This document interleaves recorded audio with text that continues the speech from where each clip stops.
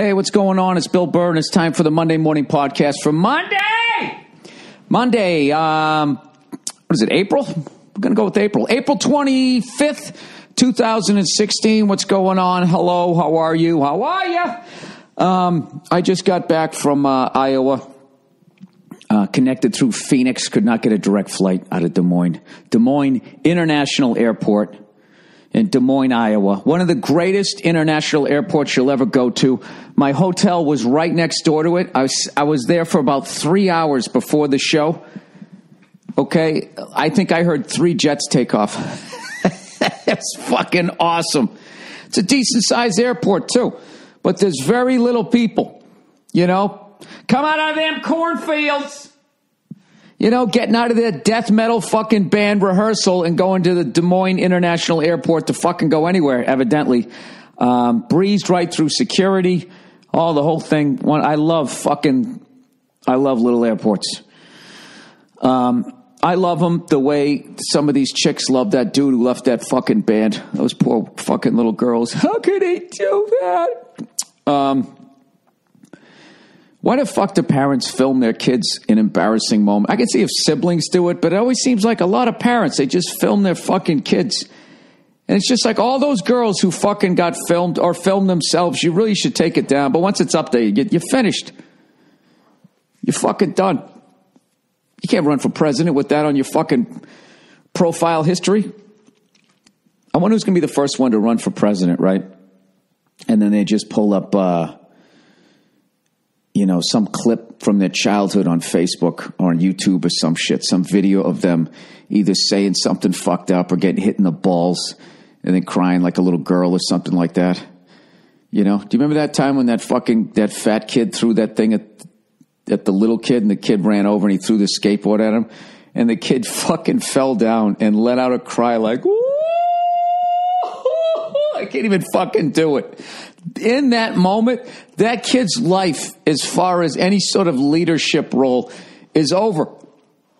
You know, and I know what you're saying. You're going, well, look at him, Bill. He's out there eating ring dings, running around with his high-pitched voice. Who's going to follow that into battle? It's like people fucking develop later in life. You know, you should have seen me when I was a kid. Better yet, it was a good thing you didn't. Fucking orange hair, you know, fucking total introvert. Lunatic. Literally could not talk to a girl without my face turning beet red. I was a fucking mess. If there was fucking videos of that or all the fucking ass kickings I took. I remember a girl beat me up when I was in 3rd grade. This 5th grade girl beat me up because I was playing with this kickball and her sister came up and was playfully taking it away from me. So I ran up to take it back and she was running along the school and I ripped it out of her hands. You know, used to playing with boys, and she's kind of careened into the side of the school, which, of course, is made of brick. Because, you know, if it catches fire, you know, you want something to be able to rebuild on. You know? I mean, all those rugs and everybody inside are going to go up like a fucking bowling alley. But you want the main structure, because the town's got to pay for it. So anyways, she goes into the building, hit her head, and as I'm like, oh, fuck, I'm sorry, her fucking sister showed up. There's a big difference between 3rd grade and 5th grade. She looked like a substitute teacher to me. That's how much fucking older she looked to me. And she fucking just rained these fucking punches down on me. And I held it together, you know. I waited to the end of the round. I knew I was going to lose the decision. And I was all right. I was trying to walk it off. It really fucking hurt. And then some girls, I forget what she said to me, but it actually made me cry. She said something supportive. I have no idea. So, yeah, now if there was video of that, I mean, that's it. If they ever had, I mean, this is a guy you want running the country, gets beat up by a girl and starts crying. How the hell is he going to keep America safe? How's he going to keep children safe? How's he going to keep Jesus safe? And then that's going to be the end of it. All these fucking people where you just film your fucking kids. All this oversharing. I don't give a fuck that your kid's 13 years old and is in love with a boy band. Stop filming the fucking thing. I mean, I'm not talking about the kids who film themselves, but just sometimes it's parents, which is really weird. Like, I hate those families that all get into their caravan and they start singing songs or doing dances. And they're just like, wow, that's the funnest family ever. You know, I can see through it. You know, the second the camera turns off, the dad turns into Joe Jackson. Starts beating their asses all over the fucking house. Anyway, sorry. That was just a complete left turn. But I don't know. I'm actually fascinated with that dude leaving the boy band at the height of their fucking popularity. You know, just as far as, you know, being in the entertainment business, going, all right, now how do you do this? Did he make enough fucking money? You know goddamn well his manager and everyone around him stole from the guy. Did he make enough fucking money? The thing about it is he's so young, he's going to look like that guy for a while. So it's not like, you know, he's at that age where he can just slip back into the, you know, like at my age, I'm going to be 48. In 10 years, I'm going to be 58. I'm going to look way fucking different, okay? 48 is the last sort of like, you know, I could go down, maybe play some pickup hoop, and I could get picked last. That's it. And then 48 to 58, that's, you know, when you start getting the chicken neck, you know, you start getting your fares in order. This kid's like fucking 21, you know. He's barely going to be 30, right? Or a little over 30, I should say. So if I was him, I would shave off that fucking facial hair and I would just start eating McDonald's. And I would just become a fat fuck. And then I just wait to see how, well, you don't want to be a fat guy. If you're a fat guy, then you're like famous in a different way. Like everybody looks at you, but you don't have a show, you know? If you get to that level of fat. All right, don't get like circus fat. That'd be funny if he did that. He was just so good at everything. He became like the fattest guy ever, you know? And then everyone was staring at him again. He's just like, fuck, I can't not be famous.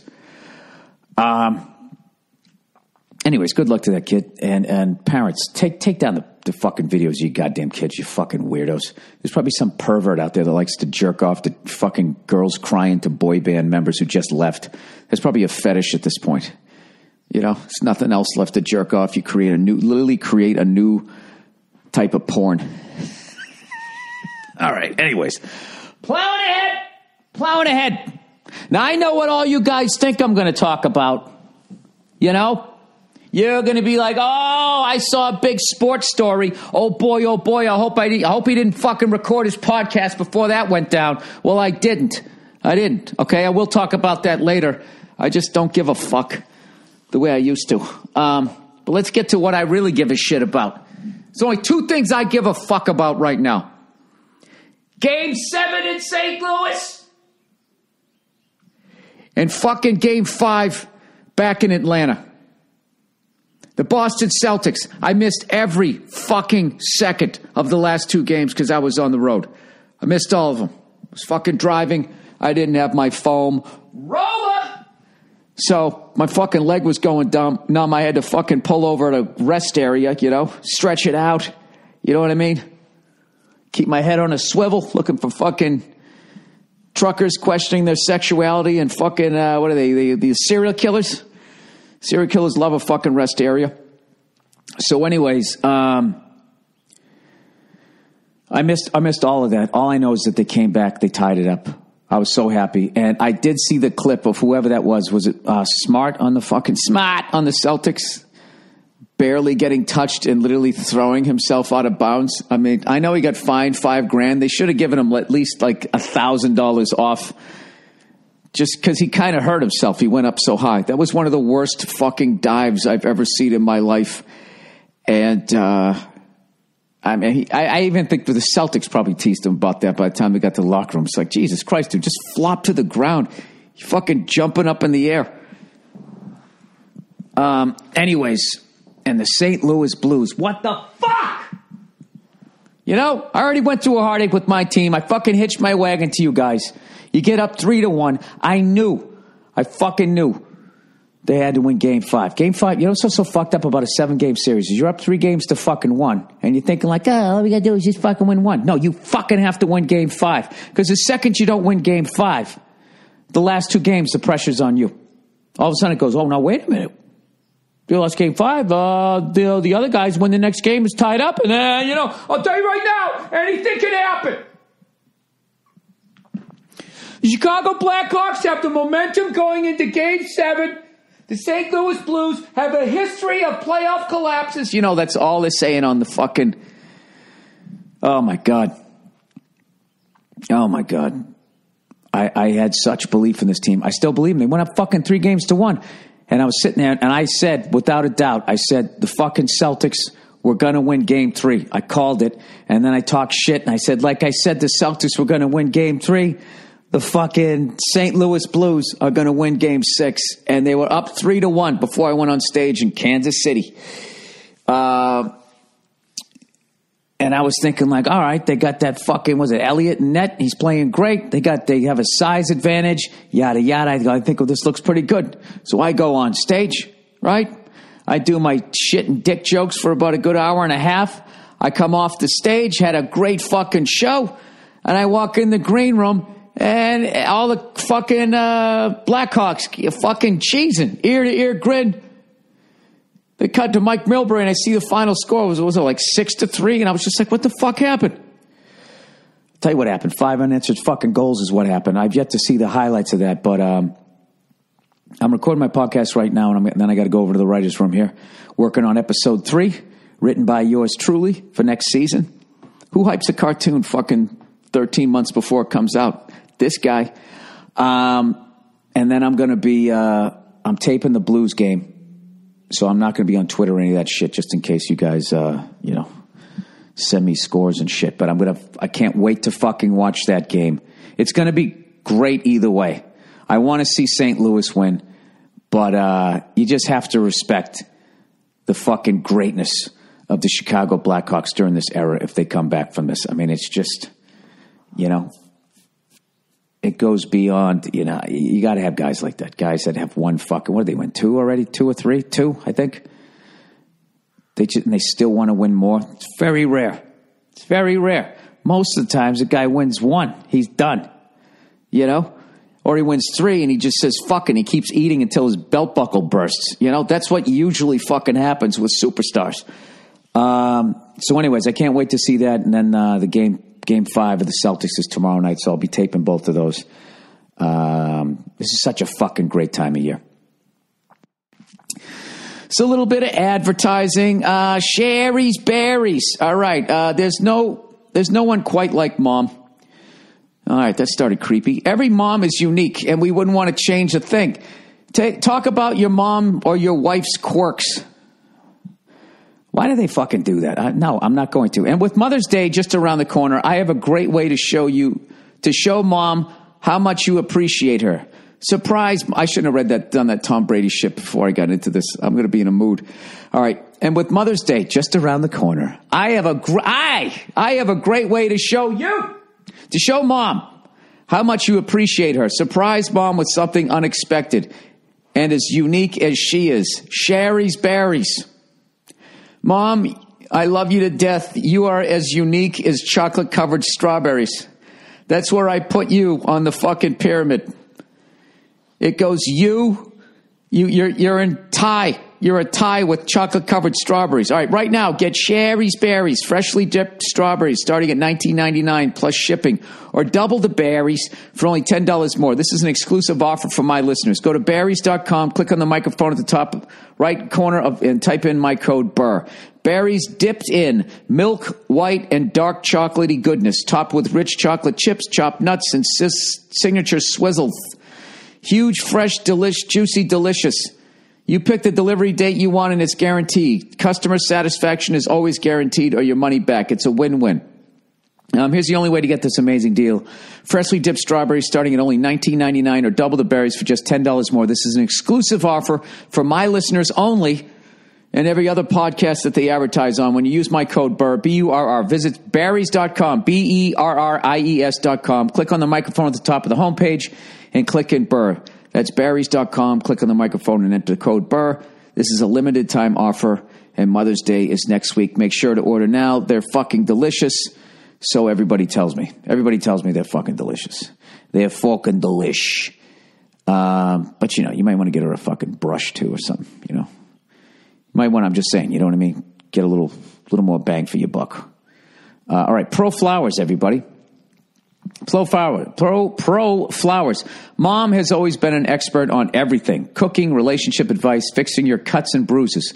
Talk about your mom, wife. Why do they do that? I'll tell you, I remember one time I got hit by a car. You know, I got hit by a Jeep, right? And my bike was all fucked up and I was knocked out for a second. And then I woke up in the middle of the street laying on the double line. I got out and this guy got out of the Jeep crying, going, "Oh my God, I hit him. And then I went into the house. And I was like, "Mom, I got hit by a car." And she's like, "Well, that's what you get for not looking both ways, you idiot." And I was like, you know what? Someday I'm going to have a successful podcast and I'm sending her flowers. Sorry, I had to honor my contract there and tell a personal story about my mom or my wife. One thing you can't go to her for advice on is what to get her for Mother's Day. Not to worry, you'll look like an expert on Mother's Day when you use Pro Flowers. Get Mom 100 blooms with a free glass vase for only $19.99 plus shipping and handling. Or make her day extra special. Upgrade to a premium vase and add gourmet chocolates for just $9.99 more. Go to proflowers.com today and use my code BURR. You choose the delivery date you want and it's guaranteed. It's a no-brainer. Here is the only way to get 100 blooms with a free glass vase starting at $19.99. Visit proflowers.com. Click on the blue microphone in the top right-hand corner and type in BURR, B-U-R-R. That's proflowers.com. Click on the microphone and type in BURR, yada, yada, fucking yada. All right. Dollar Shave Club, everybody. Well, how many more are these? There's 2 more. We'll do 2 and 2. 2 and 2. All right. Where are we? Where the hell are we? There it is. Sorry, I had to put the advertising, everything on the same fucking thing. By the way, Jesus Christ, what a fucking week, huh? With Prince dying, my God. Watching all those clips of him. Just lit. You know what? I never fucking saw him in concert. He came out here and did like 20 shows sold out at the LA Forum. I remember Nia went, and I forget where the fuck I was. I was just on the road. It was like the first couple of nights I had gigs still out here, and then I left, for did a 10-day run, and he knocked out all those shows or some shit, and I came back, and I remember thinking, you know what, I'll catch him on the next one. And unfortunately, that's not how life works. And I got to tell you, though, the level that guy affected people. I mean, they literally lit up the Eiffel Tower in purple. I mean, as far as an artist, that's about as big as honor as you get. All these fucking monuments around the world getting lit up in purple, man. I knew that we loved him here. I had no idea the level of fame that guy had, man. That's fucking crazy. So, 57. Jesus Christ, I'm 48. That's all I was thinking. Good Lord, got to lay off the sauce. Anyways, I want to thank everybody who came out to all my shows this past weekend. Had a great fucking time. Played one of the most beautiful theaters I've ever played. I played the Fox Theater in St. Louis. And they take you upstairs. And if you ever get a chance to take a tour of the place, you have to see some of the signatures that are on the wall. Please don't sign the fucking wall. There's fucking people did that next to Stevie Ray Vaughan's. One of my pet peeves is when somebody fucking huge signs a wall and then all these fucking jerk-offs write within the name. You know what I mean? It's you're nowhere near that guy. You shouldn't even sign on the same fucking wall. David Bowie was really cool. David Bowie actually signed next to his name, but he just scribbled his. You can't even tell it. So I'm a fucking hypocrite. So I signed near his. But what was so cool was the whole Stevie Ray, David Bowie story from back in the day when Stevie Ray went to, the Monterey Jazz Festival, and they got booed off stage, and David Bowie was in the crowd but loved Stevie's playing. And afterwards came up to him and blah, blah, blah. That's how he ended up playing on his Let's Dance album. And then he wanted Stevie to go out on tour with them, and Stevie just wasn't feeling it. He went to some of the rehearsals and just I can't fucking do this. I want to go back to Texas and play in my trio. Started all over again. And then became a giant on his own rather than being part of David's band. And just the two of them, just to be that close. What was Jerry Lewis?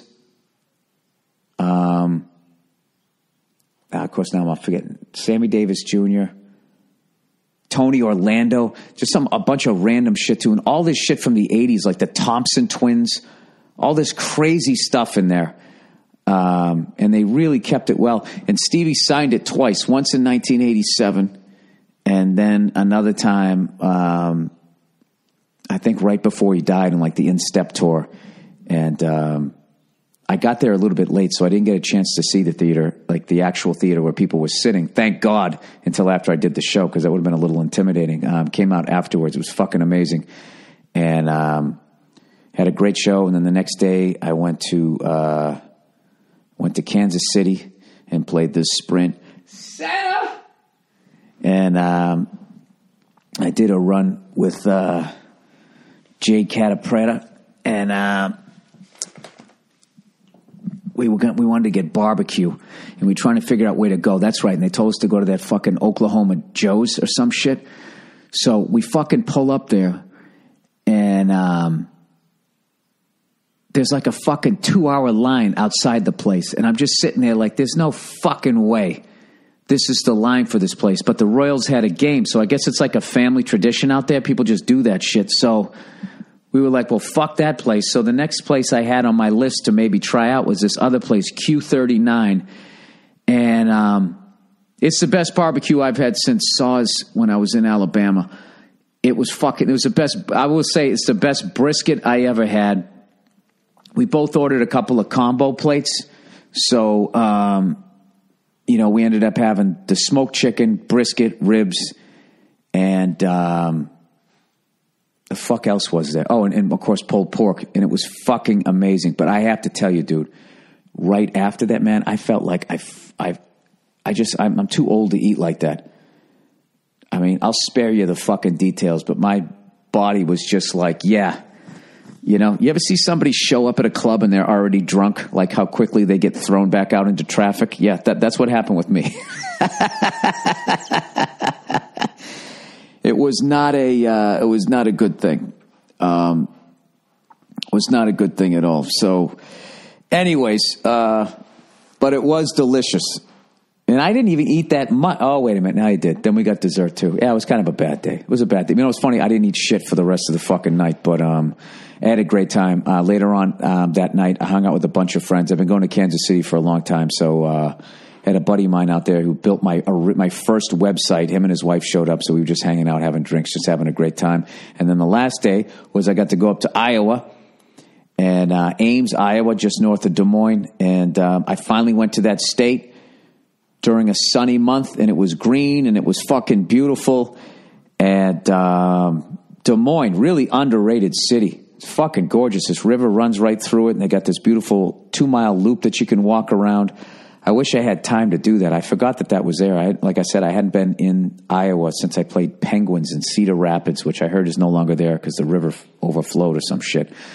But anyways, just had a great time up there. And I got to tell you, that's the fucking place to own a Ferrari. Iowa. That is the fucking place, man. Because you see people riding around on motorcycles with no helmets on and shit. That is the place to own a motorcycle. That is the place to own a fucking supercar. That is the fucking place to own a gun. You have to have a gun. These fucking cunts who live on the coast and they're all jammed in with people, it makes sense that you don't want everybody having a gun. All right? But there's this tipping point where the population becomes so fucking little that then you're kind of on your own out there. All right? So if your fucking weird-ass neighbor shows up dressed like Leatherface, I mean, you're going to call the fucking cops. By the time, I was joking on stage, by the time they drive up your driveway, like half your family is fucking dead. Their driveways, I swear to God, some of these spreads are like, I don't know, they're like fucking, they look like they're like you could land a goddamn DC-10 on the damn thing. So, all right, so here it is, the big news. The big news this week that I found when I got up, right, was actually I didn't find it till I connected. I flew from Des Moines to Phoenix, and then I connected, getting my connecting flight, and it was late, and I looked at my Twitter, and people started sending me all this shit about Tom Brady. The suspension somehow it came back. it fucking blew my mind. I was always under the impression that, like, either way, once you appealed it, that last thing was the final thing. I've never seen an appeal of an appeal. Maybe there's been one. I remember when Al Davis wanted to move the Raiders, and they're like, no, you can't do it. And he goes, well, I'm fucking doing it anyways. And then they had a court battle, and he won, and that was it. The NFL just said, fine. Maybe there was a bunch of appeals on that, but that one came out of nowhere. And I don't know, man. I don't want to sit here and fucking be a big baby about it or anything like that, but it just really seems like it just went above and beyond. It's just really extra. I don't understand. I don't get the fucking NFL. I really don't. I don't get why certain things, you knock a woman out in an elevator, you get 4 games. You get 2 games at first, right? Then they bumped it up to 4 because everybody bitched. And then they're like, oh, no, wait a minute. We mean you're out of football for good. The subtext of that, of course, was, no, we're going to lose a bunch of fucking money from women. And guys who remotely give a shit about women aren't going to buy our fucking jerseys and shit. So now all of a sudden we give a shit, right? So I just have to think that this really isn't a money thing. They actually lose money when Tom's not playing. So I really think this is just personal. The Patriots did something to piss off the fucking NFL. I know a lot of you guys who aren't Patriots fans think I'm just trying to make up an excuse, but the reality is the NFL, the only thing they give a fuck about is money. All right? The way they handled all those concussions, the way they finally did that bullshit payout, the way they make money off of raising cancer awareness by having pink jerseys, not letting you know that only 3% of the money or whatever goes to research and they pocket the other 97%. The way whenever they put a camera on, the servicemen and women that they hooked up, gave them free tickets, give them a round of applause. And then they count that as a fucking commercial and they charge whatever branch of service those people are in. How filthy they are there and only give a fuck about money. Tom Brady's Captain America, like the Patriots or not. The guy looks like a movie star. And they make more money if he's in the game. And you're talking about literally a cunt's hair's worth of air. They appealed it and won, and the NFL still was like, no, fuck you. Fuck you. So it has to be personal. Because, and I don't want to name any fucking names here, okay? There's other guys just as big as him who had some really questionable fucking shit that went way beyond fucking air pressure in a ball, all right? And it was just like, yeah, whatever. No biggie. No blood, no foul. So, I think it's official at this point that as a Patriots fan, I am not paranoid when I say the NFL fucking hates the Patriots and has it out for them. Because they're actually shooting themselves in the foot monetarily here over fucking air pressure, over something that they lost in court like a fucking year ago. So, I don't know. I don't know what we did. I would love to know behind the scenes. It's got to be some Robert Kraft shit, I would think. I can't really think of anything else because, I'm trying to be honest here, but some of the other infractions, without naming names, I'm trying to be a class act here. Certain things that went through the mail, wink, wink. Just shit like that. And it's just, nothing. No story. And not to mention, the Colts owner, in his own fucking investigation, they found out that 4 of their footballs were also underinflated. So, we're going on almost a year and a half ago that this happened. This shit's still fucking going. So, I mean, all right, the NFL hates us and no Tom Brady for 4 games. I guess that's, whatever. We're still going to win. We're too good. We're still going to fucking win. All you're going to do is just make Bill Belichick a better fucking coach. And he already prepared for this last year. So when we get fucking Janine Garofalo in there again, I think he goes 2-2. I'm looking forward to it. All right. There you go. There's all of that type of stuff. What a fucking weekend I had, man. I can't tell you how much fun I had going out there and doing those shows, man, and working on my act and all that. It's great. I have the best fucking life. I could possibly have right now. I'm writing on the exact fucking show I want to do with a bunch of hilarious people during the week, and every other week I get to continue my dream doing stand-up comedy. So, and I'm working towards taping another special later on this year, and I'm also starting to get the audio together for hopefully a vinyl release of my show at Madison Square Garden. Obviously, I want that one to come out after my stand-up special, but I'm hoping to do I'm not even gonna say what I'm hoping to do with that vinyl album, but it's gonna be fucking cool if I do it right, if I don't fuck it up. All right, so anyways, here we go. Let's read some questions here for the week. Bill, when I travel out of town for games, I bring the stick. Oh, this is about foam rollers. Because, dude, I'm telling you, that foam roller changed my fucking life. Any old people out there like me? If you're young, you should fucking do it. It's the greatest goddamn thing ever. There's nothing better than, other than eating right and that type of stuff, finding love and not having your quarterback suspended for 4 games over some cunty air pressure. There's nothing better than just being able to move your fucking body, and stretching is the best. Really, yoga, Pilates, all of that shit is probably the best shit you can do, because it really keeps you in shape. It really keeps you flexible without hurting yourself. I can't help it. I'm a child of the 80s, so I always have that World Gym, Gold Gym, push it up, no pain, no gain. I always have to fucking, dude, what are you benching? What are you benching there, kid? I always have, that's always going to be in me. But anyways, these foam rollers, I'm telling you, they're the shit. So, but I never heard of this. This kid's recommending the stick. Doesn't it sound like a paid advertisement? It isn't. He said, I can fit it in my carry-on. It'd be great as if this kid invented it and he's actually getting a free commercial.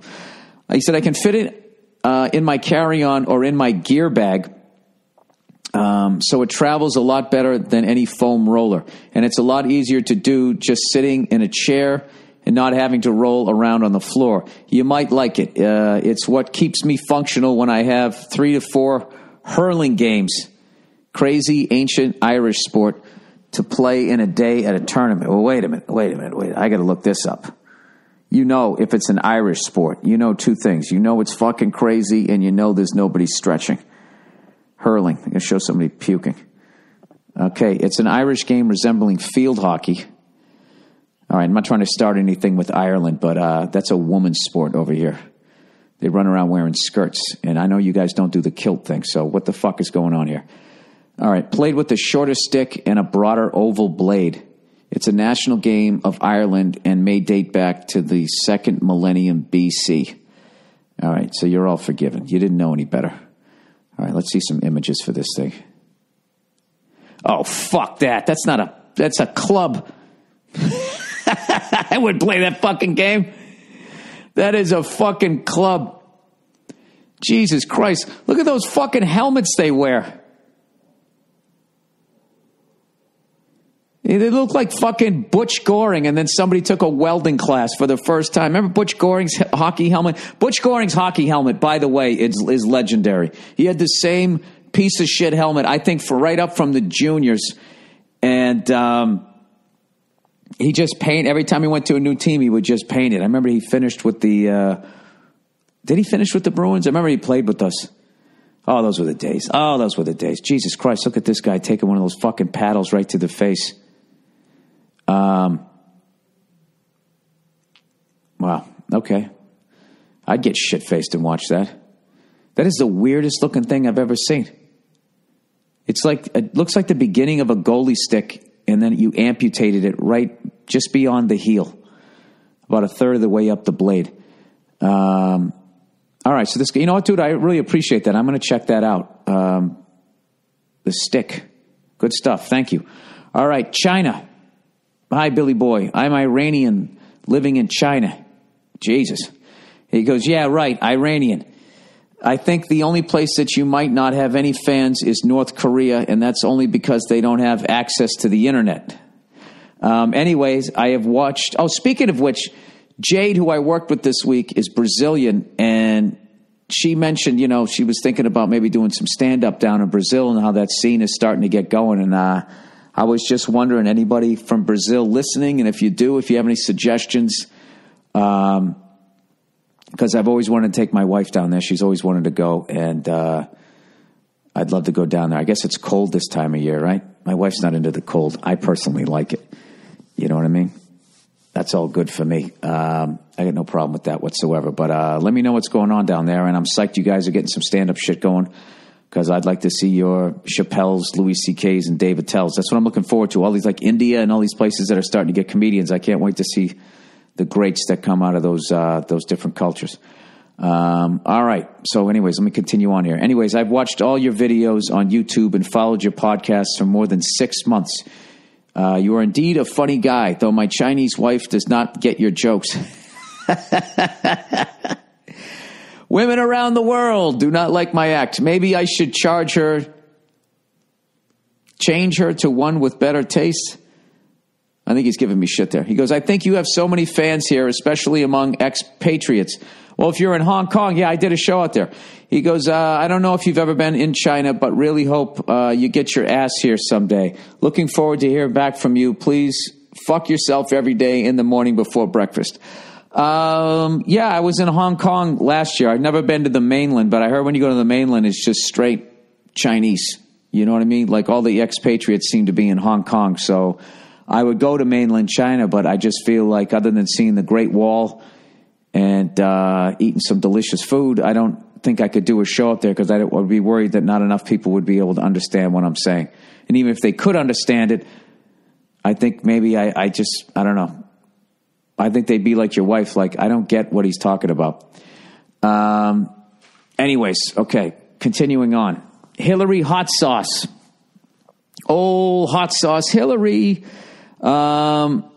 Yo, Billy, listen to your Thursday podcast, and the bit about Hillary and the hot sauce is actually true. There are interviews with her talking about this over a decade or so. Apparently in the 90s, she learned how healthy it was to eat hot peppers, and so she did, and she grew to love hot sauce. It's also known that she kept a lot of hot sauces at the White House where she lived. Anyways, for some reason, I felt bad for her, so I thought I'd write you. Well, here's the fucking thing. You know what? You know what I like? I like fried chicken. Okay? I would never bring that up if I was talking to a bunch of black people trying to get their votes. You know what I mean? Even if she is into it, what you just said, she is fine. It's still a fuck. It was just tacky. Hot sauce. I always had, it wasn't lipstick. It wasn't anything like that. All the other bullshit that she has. Yeah, I just don't buy it. And I just think they're lying sacks of shit. And I've had 20 years experience watching them on TV. I lived in New York when she was a senator there. I watched Bill Clinton for 8 fucking years. I can't stand them. I think they'll literally fucking say anything. I think they're bought and paid for. They are the fucking devil. Not literally they're evil, but they're just the same evil that you're dealing with. And it doesn't make a difference if she's black, if she's got a dick or a vagina. It's going to be more of the same if you pick her. And I think that's why you have two fucking extreme people. I think people are sick of that, and that's why Bernie's still in it and Trump is still in it, because I think generally speaking, people know that whatever the fuck we're doing, it's not working. It's not fucking working. So, and maybe nobody can fix it. You know what I mean? You got fucking, 400 or 500 million people. You can get them all to try to tug the rope in the same direction. I mean, it's a very difficult thing to do. And, I don't know. I just wish the election was tomorrow and we could just get it over with. I saw this funny sign on the internet, and it said 2016, everybody sucks. or something like that. Something about all the candidates. No, but there's, I don't know. I butchered it. You know what? To make up for me just butchering that thing, I might have to put the picture of it, which I probably won't be able to find. So I think I'll just have to take it that I fucked that up. All right, let's read the last two advertisings here. Advertisings. Sherry's Berries. Where the fuck are they? God damn it. All right, here we go. Oh, I should probably make a prediction here, right? I don't know how to, I have no prediction for Game 7. I want the Blues to win. Fuck. You know what? Fuck it. You know what? I'm not going to say anything, because at this point, Blues fans are going to hate me if I fucking predict them again. People get all fucking with that mojo shit. You're going to jinx them. Fuck it. I'm just going to watch the game. All right, Dollar Shave Club, everybody. DollarShaveClub.com has a special offer for new members who join today. You'll get a free month of the Executive Razor when you buy a tub of Dr. Carver's Shave Butter, also known as Dr. Carver's Easy Shave Butter. This is the first time they've ever done something like this. And once you try DollarShaveClub.com, you'll become a proud member like millions of others. One reason is because they deliver amazing razors right to your door for a third of the price of what the greedy razor corporations charge. That means when you join Dollar Shave Club, you can afford to shave with a fresh blade anytime you want, which feels phenomenal. You'll get a first-class shave when you use the executive blade without hurting your wallet. Another reason is their Dr. Carver's Easy Shave Butter. Using it with the executive razor makes the blade glide gently for the smoothest shave ever. Dr. Carver's Shave Butter isn't your average shave cream. It's a unique conditioning formula with high-quality natural ingredients, leaving your skin unbelievably soft and smooth. And right now, new members will get a tub of shave butter and get the executive razor for free. They've never done this before. Take advantage of it. It's only available by going to DollarShaveClub.com/Burr. That's DollarShaveClub.com/Burr. All right. Blue Apron. Okay, you need to learn how to cook. You need to know how to cook, I should say. Not only do you feel like you know your way around a kitchen, but cooking at home means eating healthier and saving money instead of ordering expensive takeout again. Well, where do you start? Blue Apron has you covered. For less than $10 per meal, Blue Apron delivers all the fresh ingredients you need to create home-cooked meals. Just follow the easy step-by-step instructions. Each meal can be prepared in 40 minutes or less. No overwhelming trips to the grocery store. No more sad takeout. No matter your dietary preferences, Blue Apron makes it a breeze to discover and prepare dishes like pan-roasted chicken with Lancietto kale and blue potato hash. I can't even say half this shit. I saw Marin posted a picture. It looked delicious. Brothy yuzu cod with soba noodles. Locked in. Is this even real stuff? Yuzu juice and soba noodles. Steak and grains of paradise and mashed plantains. Pink lemon, ? I don't know. It's your shit. The fuck do I know? A rose con polo. Codfish and chips with aioli. I know that word. Pork roast and whole roasted carrots with brown buttered spinach. Fuck it. I get it. Quiche with TK products. Am I really supposed to read all of this? Spinach with red lettuce. Spiced chickpea burgers. I'm going to start crying here. With Fatoven sweet potatoes, man. Lemon yogurt sauce, kale, we fucking get it, with soft-boiled eggs and quinoa and all that. Hey, where the fuck's the rest of the copy? I don't know. Go to blueapron.com/Burr. Click on the microphone at the top of the homepage and type in Burr. I hope that's what I was supposed to say. Jesus Christ, they typed the whole fucking menu. I feel like I was introducing the fucking Wu-Tang. All right, cash and banking. I listened to your podcast today and about money, how it's just a number while relating to paychecks. I couldn't agree more that they are intentionally phasing out cash, period. Every payday, I go to the bank and I take out all of my cash except what is needed to cover my bills, and the bank people look at me like I'm an idiot.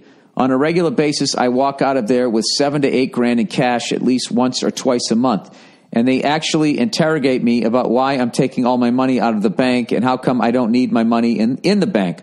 All my friends think I'm a conspiracy theorist because I buy silver by the pound and other precious metals. Dude, you need to shut up. Stop telling your friends that you do this shit. You're opening yourself up to get robbed.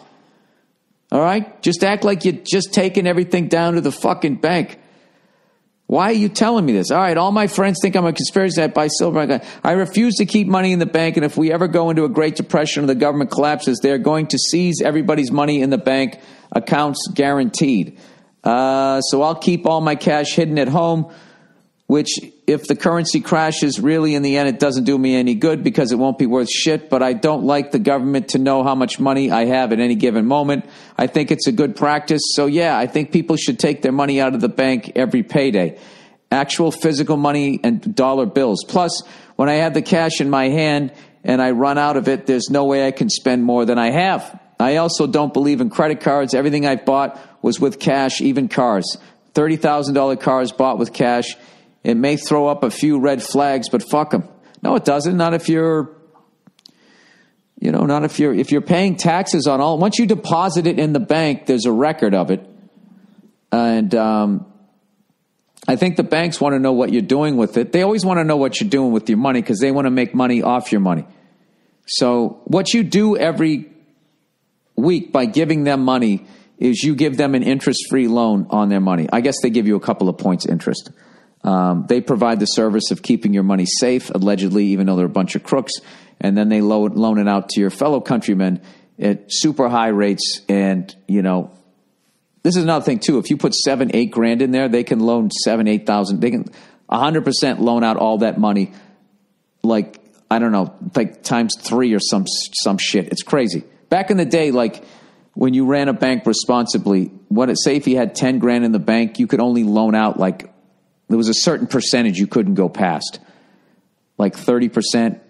I can't remember what it was, but so the money was still there, and the bankers, through paying off politicians, kept getting that money, that number, the percentage bumped up and up and up and up, and they kept getting more and more deregulated, more and more deregulated. Now when you put the money in, they can loan, you put 1,000 in, they can loan out not only 100% of that 1,000, they can loan like another $3,000 off of that 1,000. 1,000 for you, and you. So they basically counterfeited like $3,000. As far as the shit that I've read, and I haven't looked that stuff up for a while. Things might have changed after 2008, but it's a pretty shady thing. But I will tell you, I don't feel comfortable having a bunch of cash in the fucking house. I always hear the first 48 playing in my head. So, good luck to you. You know what I did after a while? I just tapped out of conspiracy theory. I got a fucking dog. I watch sports, and I take comfort knowing that I can only die once. That's what I do. All right. Okay. Oh, Jesus, another fucking hair loss thing. Is this going to be another guy asking me, should I shave my head? Should I not shave my head? Should I glue something on there? Hey, flowers for billion. I'll keep it short, parentheses, and thinning. I've been losing my hair for the past couple of years. It's thinning at the top and has been doing so for 6 years. I know you've gone through the same predicament. You're very perceptive. I'm going to go out on a limb. I think you know what I'm talking about here. He goes, I know it shouldn't matter, and I should probably just shave it, but I love my hair. My God, do I love my hair. I remember when I used to get my hair cut, every barber or stylist I went to said how it was so thick, and I would never have to worry about going bald. Those lying fucks. So when it started thinning, I, like most guys, started reading everything I could. I found out that most men have had success with Propecia. It's a one-day pill that you take. 60% of men have regrowth, while 30% keep what they have. Now, what does that mean? 60% have regrowth and 30% of that 60%? Yeah, I guess that would be. Yeah, that's obvious what that would be. Keep what they have. No. Or is that the other 30? 60% keep what they have. No, 60%, Jesus Christ, Bill, have regrowth. 30% keep what they have. So now are we up to 90%? Yeah, I guess we would be. And it seems not to work for about 10% of men. So it seems like a no-brainer to at least try, right? Well, for about 2% of men. All right, dude, you said 60, 30, 10, and now 2. We're up to 102% here. So there's some fucking overlap. It makes their dick not work. They complain of weaker to no erections. Since looks are, that's fucking hilarious. So you keep your hair to get the girl, you come home, and then your dick doesn't work. That's exactly why I don't fuck with that shit, because you can never have your cake and eat it. So I just feel like there's going to be some sort of damage that it does. I just, dude, I'm 48 years old. What am I going to join a boy band? It's fucking over. I got to be honest with you.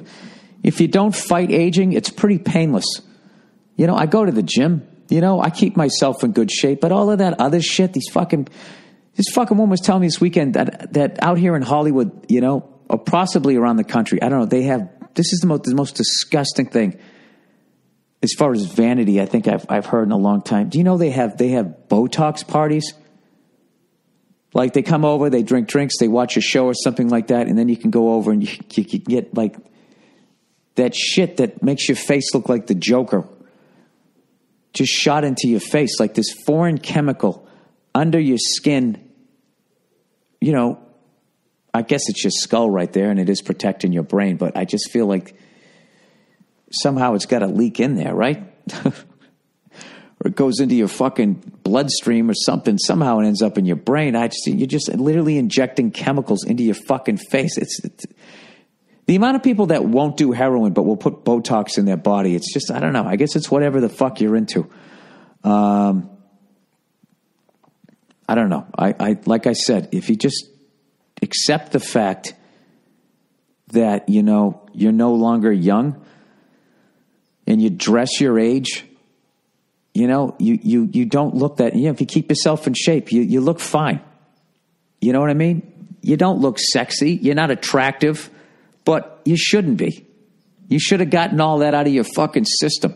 This whole fucking thing that you got like these, you know, these broads on the fucking Real Housewives walking around with their bedazzled jeans. They got like 4 kids and they're still fucking putting, you know, hooker jeans on. It's like, what are you doing? You're a mom. You know, the husband's walking around with fucking tank tops on. I just don't understand. Put on a sport coat. You're supposed to be adults. I don't know. I blame Madonna. No, I don't. She looks great. What am I talking about? You know, he goes, oh, what the fuck? What the fuck? Shut up. You'd still bang her.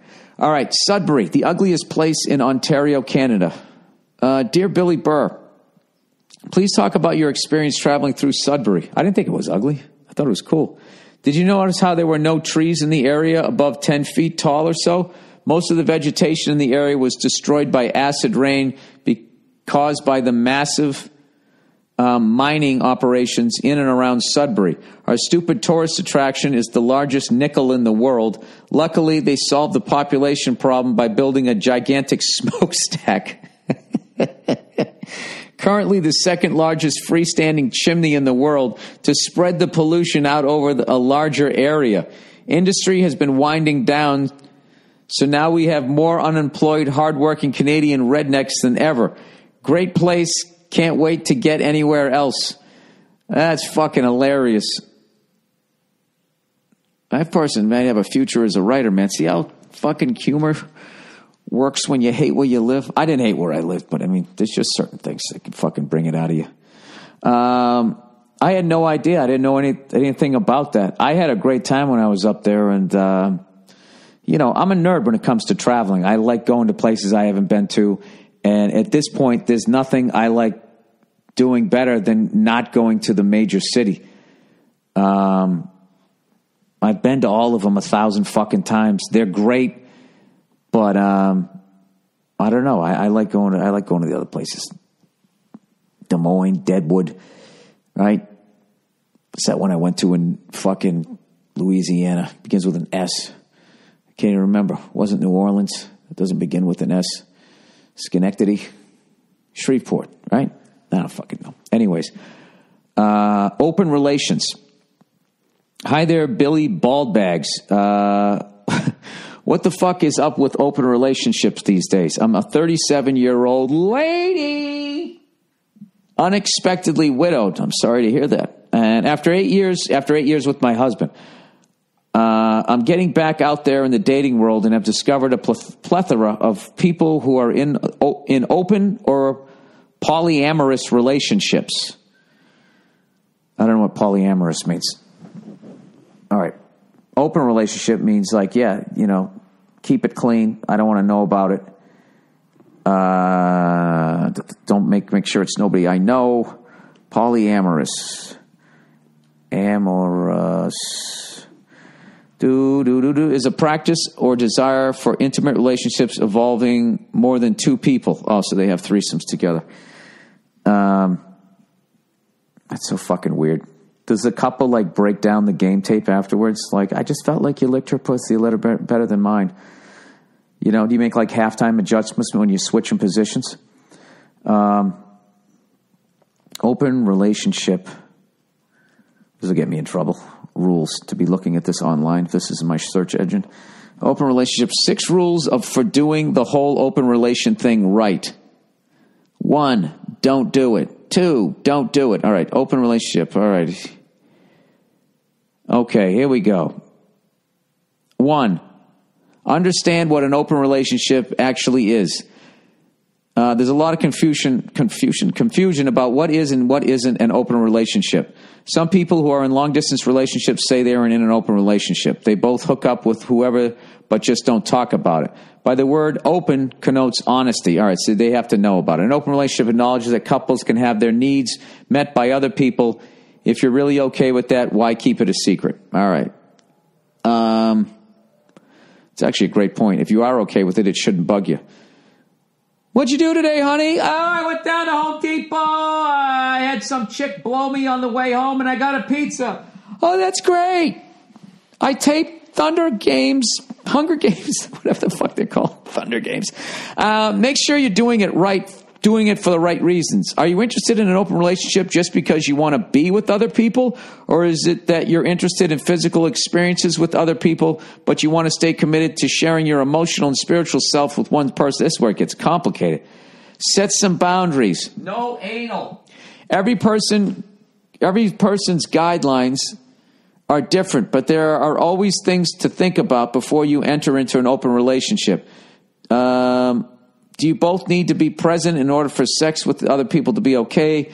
Can you be with one gender and not the other? Are certain sex acts off the table? These are all important things. That's like the early days of USC. All right, no more eye gouging.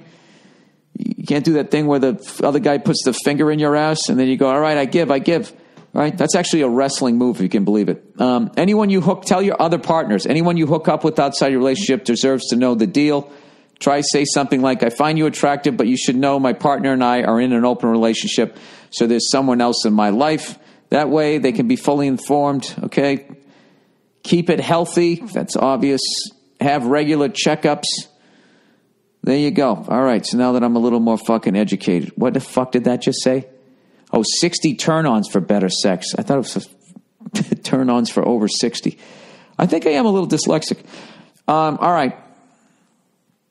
So she says she's getting in there, and everybody, okay, so there's a bunch of like husbands and wives looking to hook up with her, or people who are saying that they're in open relationships. She goes, I've recently started dating a great guy who lives with the mother of his kids in a supposedly sexless domestic partnership. We have a great connection, and we enjoy each other's company, but he doesn't have a lot of extra chill time due to his family commitments. I have kids too, the same age as his even. I keep telling him, let's all hang out together, but he is hesitant, which makes me question the openness of his open relationship. Or maybe he just wants to fuck you. Right? I keep telling him, let's hang out together. Okay. I should have walked away sooner, but he gives really good head. Jesus Christ. I'm not ready for anything too serious. I just wish he had more time to spend with me socially. This seems to be more and more common. These, I'm so cool and modern, I'm going to fuck you and then go home to my wife hipsters. Should I keep seeing this guy? Thanks for your insight. I'm a former Bostonian living in Hawaii. I'm a huge fan. You keep me laughing through some hard times, and I fucking love your old freckled face. Moi.